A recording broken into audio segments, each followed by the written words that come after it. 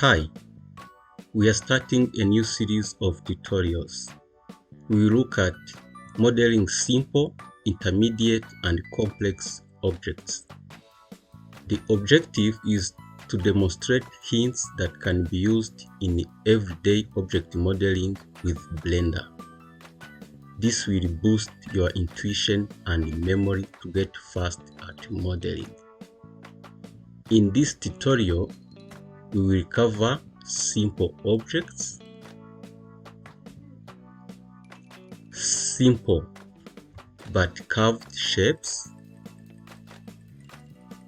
intermediate shapes with a bit of complexity. We will then look at complex objects but which are non-curved, and then finally we will see complex composite shapes with curved parts.